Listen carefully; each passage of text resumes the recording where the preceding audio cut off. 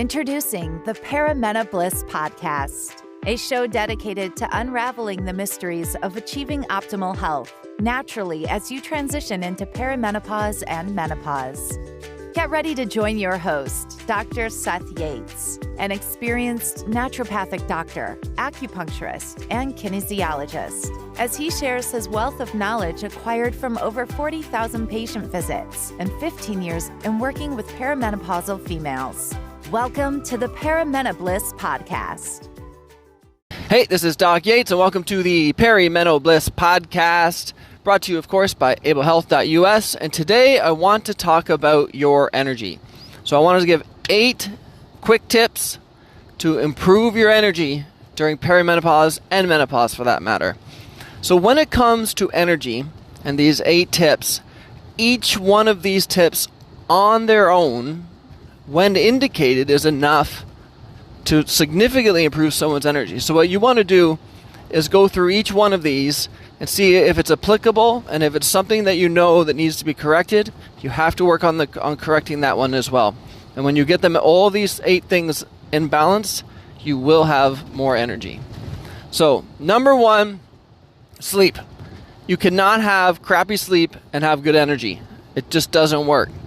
So we've talked about in previous episodes the different sleep patterns. So is it problems falling asleep? Is it problems staying asleep? Are you waking up around 2 to 3 in the morning? Does that mean there's a progesterone issue? Are you waking up at like 4 or 5 in the morning and getting stuck awake? That means it's a cortisol issue. You need to address your sleep issues. So it might mean you're using extra progesterone. It might mean you're just using a basic natural sleep aid or some magnesium. It has to be addressed. The thing you really don't get into is the kind of that trap where like, oh, now I haven't addressed any of the issues, but I'm just taking sleep pills and therefore I'm feeling more groggy in the morning. So yes, you will be sleeping, but you're going to feel really groggy and drugged in the morning, so you're not actually feeling any better. The other thing too that I've seen a lot of people do is they're trying to self-medicate their sleep with alcohol. And while that can help you fall asleep, it makes the quality of your sleep garbage. And generally speaking, by the time you're in perimenopause, it also makes it so that you're not sleeping deeply and waking up more frequently throughout the night. So if that's the strategy you're using, we need to find a different strategy. So go back and you can listen to one of my sleep episodes and we'll deal with that. Number 2, adrenals. Literally, if you have low energy, just start treating them. And that could be herbal teas, herbal formulas, sometimes B complex, but I'm a really big fan of the herbal formulas when it comes to adrenal support, and then we'll get into the vitamins and minerals in a next point. The thing is with it is that you can test your cortisol, but that doesn't necessarily reflect just how the adrenals are doing when it comes to energy. And you don't know if is your cortisol elevating or is it on the way down because it's crashing. You're just getting a snapshot of it. So it's honestly cheaper to treat your adrenals than it is to do all the really comprehensive testing. And there's never been an issue where it's like, oh, that adrenal. If treating it, let's say you had a perfect adrenals, which probably not many people perimenopause and adult age do. Even if you had perfect adrenals and you treated them, there's going to be no negative effect to doing that. So it's still generally cheaper and more affordable and more practical just to start doing things that continuously support the adrenals. So examples with this would be you could use things like rhodiola or ashwagandha or Siberian ginseng, holy basil, things that you can take on a regular basis to help support your adrenal glands. The thyroid. If your thyroid is off, no matter what you do, even if you're sleeping perfectly, you're still going to have low energy. If you have symptoms of low energy, difficulty losing weight, nail and hair issues, or often even more important, if you have a strong family history of low thyroid issues, or sometimes it's not always low thyroid. Sometimes it's like a hyperthyroid that then becomes low thyroid. So if you have a strong family history of any thyroid issues, I should clarify, get your thyroid checked and do the full thyroid check. So not just TSH, the full TSH. You want to ask them for free T4 and free T3, and you don't want to be just barely in the range. There's so many times where I've seen people have low energy, they have all these thyroid symptoms, and the doctor's like, well, technically you're still in the range, but just being barely in the range is not usually good enough. You want to be, generally for TSH, under 2.5, For T4, I like to see about 16 or higher. So if you're hanging around 11 and 12, that's definitely not optimal. And for T3, you want to be 4.5 to 5.5 generally. Deficiencies. Point number 4 is deficiencies. If you have a deficiency in any of these, it can affect your energy. The top 2 are B12 and iron. So if you have low B12 or low iron, they're so easy to correct. B12 you can just get as part of a B complex, which is good for energy. So you can just start taking a B complex. Iron, on the other hand, you generally don't want to start taking high doses of any type of iron unless you get it checked first. So get your iron levels checked. If you're going in to get your thyroid checked at the same time, just have them check off the iron box, get that looked at as well. And anytime they do iron, they're always doing iron, and then they're doing ferritin, and then you get your red blood cells, red blood cells, and everything checked at the same time. It's all built into the same single checkbox often. So get those corrected. Low iodine is a very common issue I find for, especially where I am I'm in the Ottawa area, and so anywhere in kind of like along the Great Lakes area. So low iodine.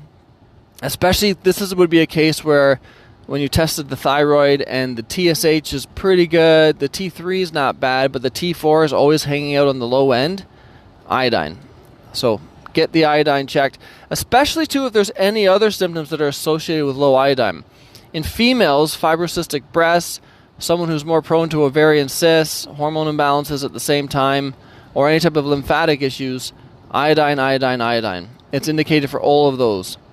And typically, if I'm doing it, if I'm building an adrenal formula for someone, then I'll take the iodine and I'll put it in there with another kind of like thyroid support herb, so it's all built into one formula just to keep it simple. If it's not simple, you won't do it. If you don't do it, you don't get the results. Okay, the next one is diet. I have had a lot of clients where I've made no other changes with them besides diet, and then they're like, you know what, my energy is way better. And that's because diet is the foundation of a lot of treatments. So when it comes to trying to get better energy with your diet, it's cutting out the processed foods. If I was to summarize this in terms of a diet that you can find online really easy, that would probably be the paleo diet, because it cuts out all the refined flours, refined sugars, focuses on whole foods, and very, very little processing. That is the diet you'd want to use and see that your energy comes up. If you also have a lot of inflammatory issues, inflammation and energy don't go together. So the more inflammation you have, generally the lower energy you're going to have.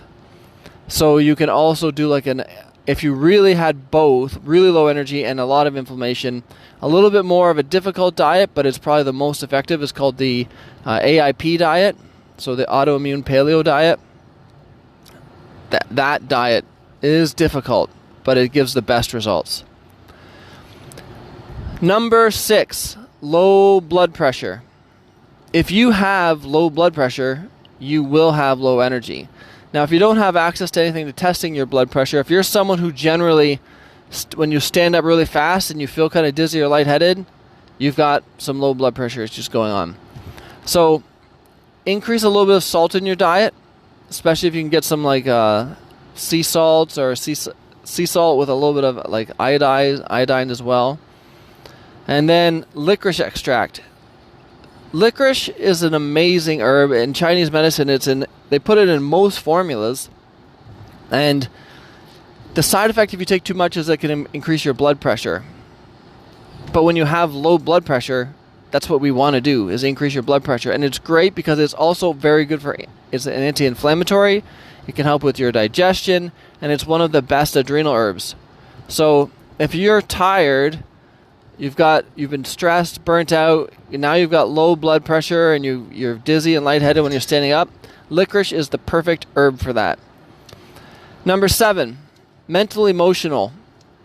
If you are stuck in a job 8 hours a day that you hate, or stuck in a toxic relationship or any type of thing, any toxic environment when it comes to mental health and stress, you will not have good energy.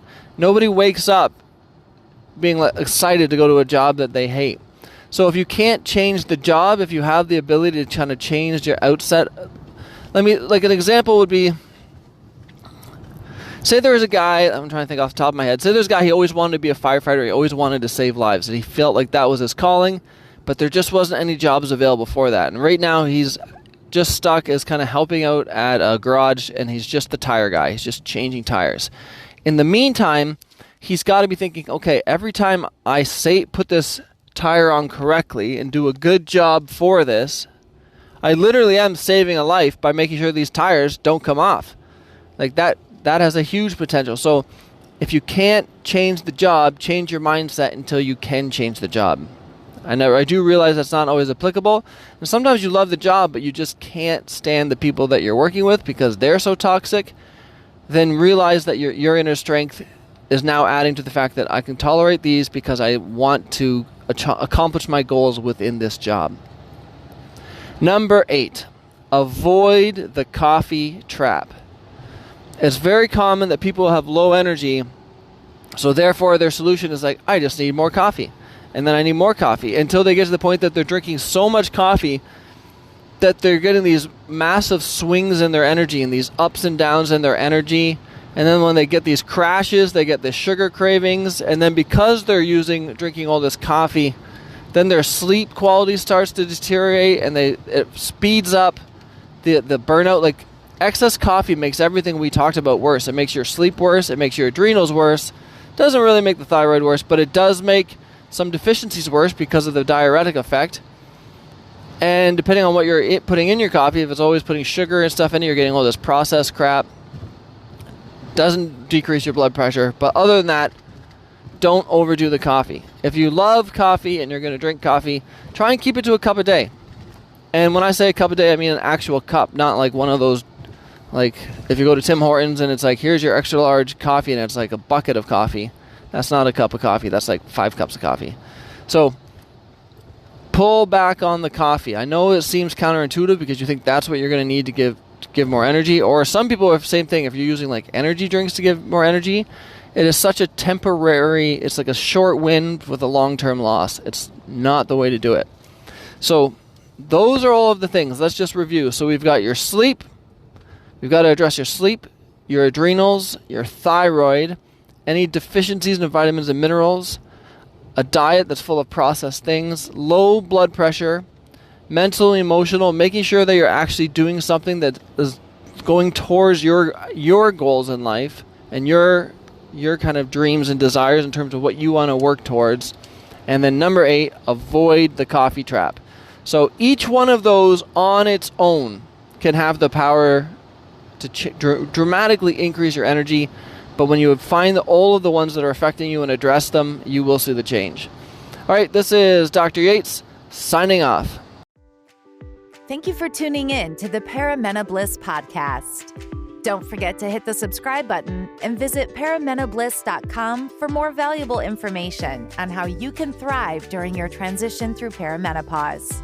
Join our community of like-minded women who are dedicated to achieving optimal health naturally, and stay up to date with the latest tips, tricks, and advice from Dr. Seth Yates. And we'll catch you on the next episode of the Perimenopause podcast.